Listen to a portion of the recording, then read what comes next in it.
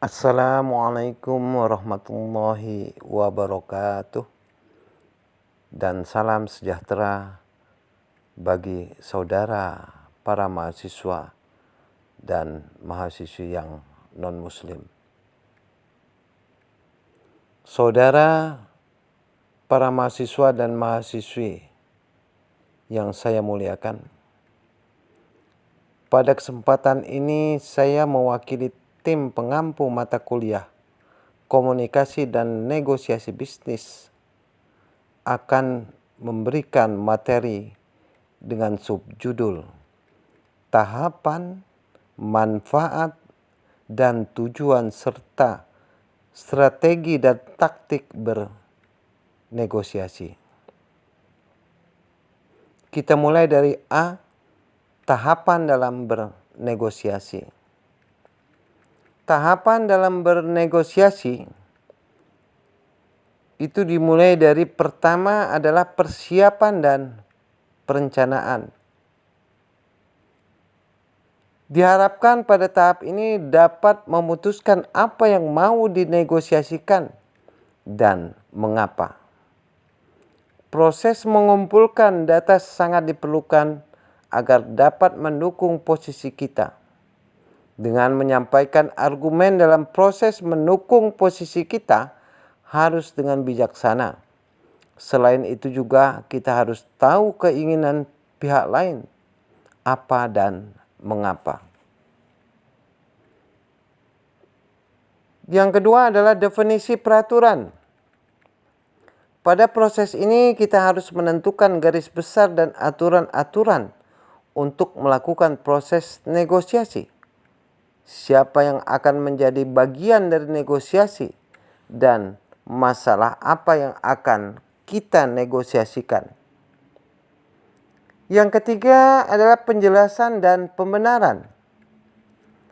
Dalam masing-masing pihak harus dapat mengutarakan apa yang diinginkan. Kita dapat memberikan dokumentasi yang diperlukan untuk mendukung posisi kita. Keempat adalah tawar-menawar dan penyelesaian masalah. Pada proses ini, kita melakukan pencarian solusi dari kedua belah pihak untuk mendapatkan titik temu. Kelima, penutupan dan implementasi. Pada tahap ini, atau tahap terakhir dari proses negosiasi, segala sesuatu yang diputuskan bersama hendaknya diformalkan.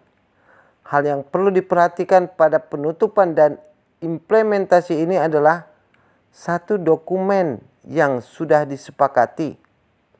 Kedua, meneliti kembali poin-poin utama untuk menghindari salah pengertian. Ketiga, uraikan dengan jelas semua ketetapan dari persetujuan. Keempat, buatlah secara tertulis. Kedua pihak harus membaca dan menandatangani untuk memperoleh kesepakatan atas apa yang dirundingkan. B. Manfaat negosiasi. Selain mempunyai tujuan, negosiasi juga mempunyai manfaat.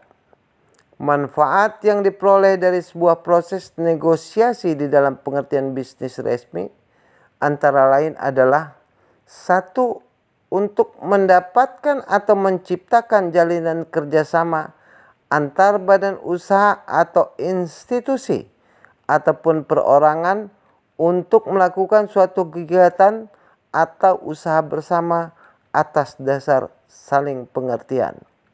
Dengan terjalinnya kerjasama antar kedua belah pihak inilah maka tercipta suatu atau sebuah transaksi bisnis yang saling terkait sehingga membuat hidup perekonomian. Dengan kata lain, bahwa suatu proses negosiasi bisnis merupakan bagian dari suatu proses interaksi guna menghidupkan perekonomian dalam skala yang lebih luas. Kedua, dalam sebuah perusahaan, sebuah proses negosiasi akan memberikan manfaat untuk menjalin hubungan bisnis yang lebih luas, dan juga untuk mengembangkan pasar yang diharapkan memberikan peningkatan penjualan. Proses negosiasi bisnis juga akan menghasilkan harga yang lebih baik dan efisien, yang memberikan keuntungan yang lebih besar. Dalam jangka panjang, hal ini akan memberikan kemajuan dari sebuah perusahaan. C. Tujuan negosiasi. Ada beberapa tujuan dari negosiasi, khususnya dalam bisnis. Antara lain yaitu 1. Untuk mendapatkan atau mencapai kata sepakat yang mengandung kesamaan persepsi, saling pengertian, dan persetujuan. Kedua, untuk mendapatkan atau mencapai kondisi penyelesaian atau jalan keluar dari masalah yang dihadapi bersama. Ketiga, untuk mendapatkan atau mencapai kondisi saling menguntungkan, di mana masing-masing pihak merasa menang atau win-win solution. D. Strategi negosiasi. Strategi yang harus dilaksanakan di dalam negosiasi yang pertama adalah pemetaan situasi dan analisis akar permasalahan. Kedua, menetapkan tujuan negosiator. Ketiga, mengenali tujuan lawan. Keempat, memahami ruang tawar-menawar. Kelima, memahami posisi negosiator. Keenam, mengetahui posisi lawan negosiator. Ketujuh, memperkirakan strategi klien. Ada 3 strategi negosiasi yang efektif, di mana yang pertama adalah memiliki keunggulan daya saing, kedua adalah keyakinan diri yang kuat, yang ketiga adalah kreativitas yang fleksibel. E. Taktik umum dalam bernegosiasi. Taktik umum dalam bernegosiasi yaitu dapat dilakukan dengan cara yang pertama adalah mengernyit. Mengernyit ini adalah taktik yang juga dikenal dengan istilah terkejut. Merupakan reaksi negatif terhadap tawaran seseorang. Atau dengan kata lain, bertindak terkejut saat negosiasi yang diadakan pihak negosiator berjalan dengan keinginan pihak lain. Yang kedua adalah berdiam.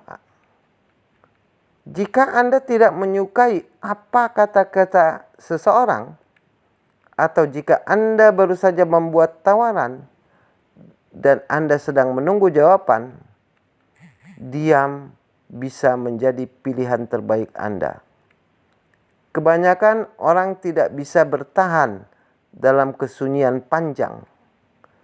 Mereka menjadi tidak nyaman jika ada percakapan untuk mengisi kekosongan antara Anda dan pihak lain.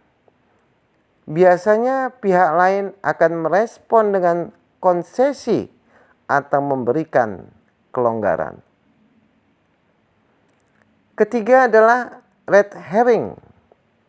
Istilah red herring ini atau bisa kita artikan ikan asin. Istilah ini diambil dari kompetisi tua di Inggris, yaitu berburu rubah.